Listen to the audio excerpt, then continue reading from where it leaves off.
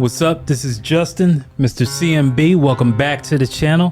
Hope y'all liking, sharing, subscribing to the channel, because I know you really are. So let's go and get right into it. I'm going to talk about real estate for beginners. Now, there's a few different things that you need to know about real estate when you first start out.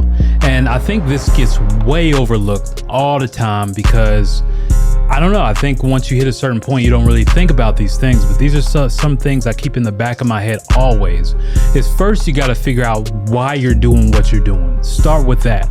Why do you want to get in real estate? Is it a money goal? Is it trying to get you out of your situation? Maybe you want to use real estate to do something else, or maybe you actually really want to get into this industry and you're curious about it. So you got to start with there. I think that's the most important place to start is your why.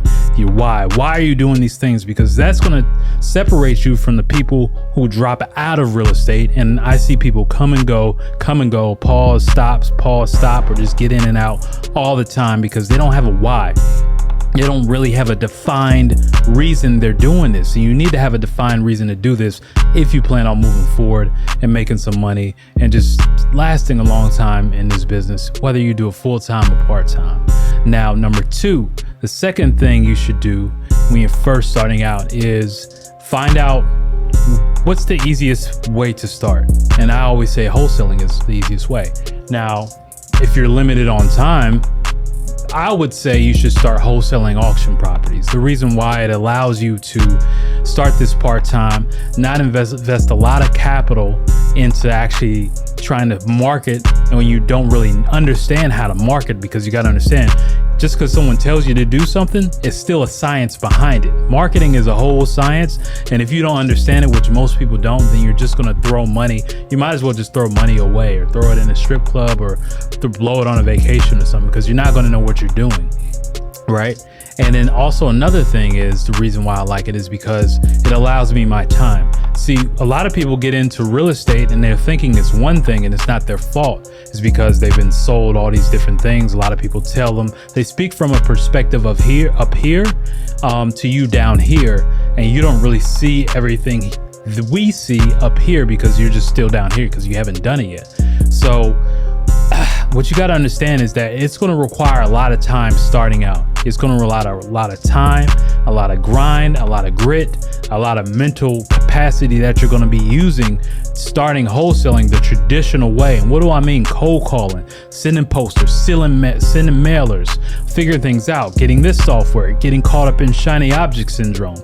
And one thing the reason I like about wholesaling auction properties is it doesn't allow you to get caught up into those things. And you can do this part-time while making a full-time income, which is really the main reason why I particularly like it, because quiet is kept. I'm not trying to be on a phone 8 hours a day cold calling people or 4 hours a day cold calling people. It's just not my skill set.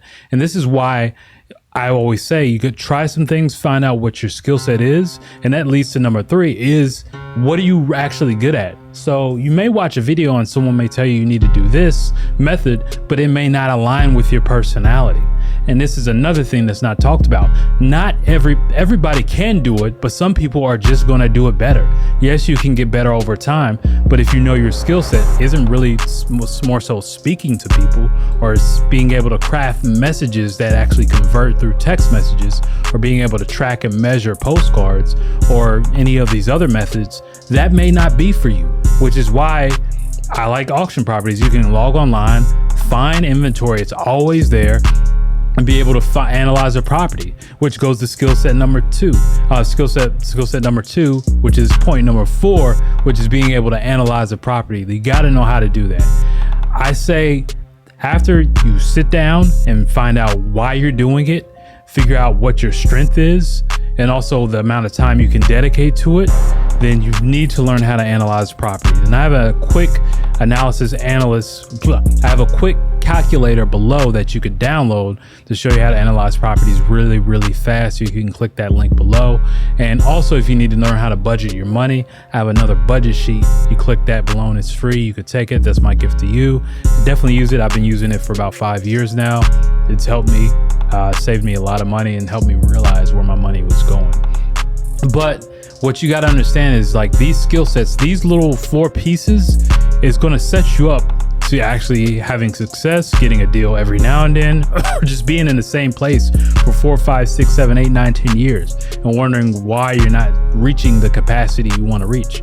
And one of the other things I say is you're going to have to build a system.